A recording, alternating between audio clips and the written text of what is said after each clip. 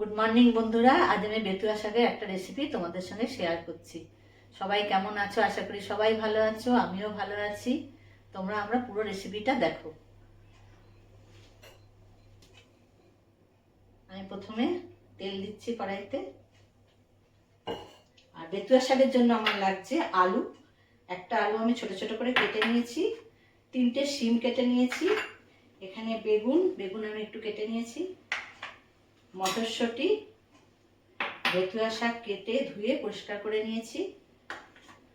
আর লাগছে আমার পেঁয়াজ, একটা পেঁয়াজ ছোট ছোট কুচি কুচি করে নিয়েছি। রসুন, 4 কোয়া রসুন গ্রেট করে নিয়েছি। আর 2টো কাঁচা লঙ্কা। আর নুন, হলুদ, তেল। তেলটা গরম হয়ে গেছে, এবার আমি বেগুনটাকে ভেজে তুলে নেব।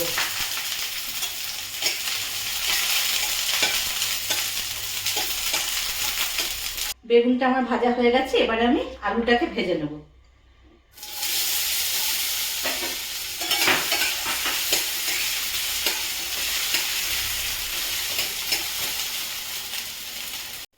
দেখ, আলুটাও আমার ভাজা হয়ে গেছে, আলুটাও আমি তুলে নিচ্ছি।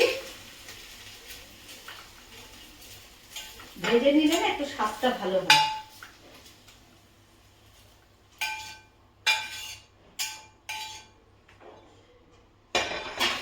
এবার আমি শিমটাও হালকা ভেজে নিচ্ছি। ভাজা হয়ে গেছে, এবার আমি একটু তেল দিয়েছি কড়াইতে। রেসিপিটা ভালো লাগলে কিন্তু তোমরা আমাকে লাইক করে জানাবে। আর যারা যারা সাবস্ক্রাইব করনি অবশ্যই করে নিও। যারা লাইক করছো তাদের অনেক অনেক ধন্যবাদ।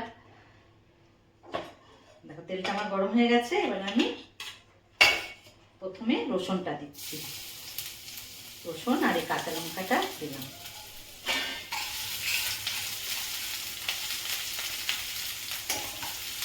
একটু রসুনটাকেই ভাজা ভাজা হবে, আমি পেঁয়াজটা দিয়ে দিলাম।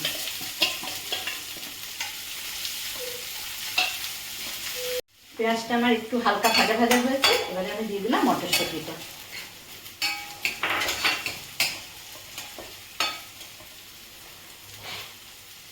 অল্প হলুদ,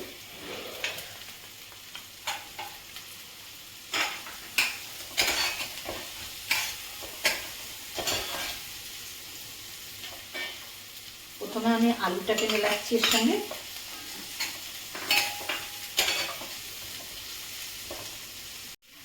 আলুটা দেখো, আলু মটরশুঁটিটা ভালো করে ভাজা হয়েছে, এবারে আমি দিচ্ছি শিমটা। এই সময় আমি নুনটাও দিয়ে দেবো।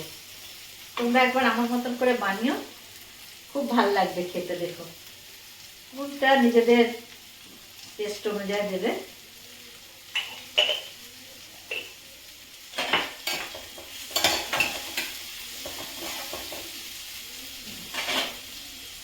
এখন আমি শাকটাকে দিয়ে দিচ্ছি এতে। বেতুয়া শাক খুব উপকারী শাক, খুবই ভালো, খেতেও খুব ভালো লাগে।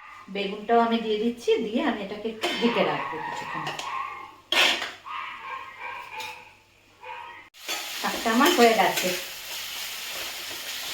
বন্ধুরা, আমার হয়ে গেছে। কেমন লাগলো তোমাদের জানিও। তোমরা সবাই ভালো থেকো।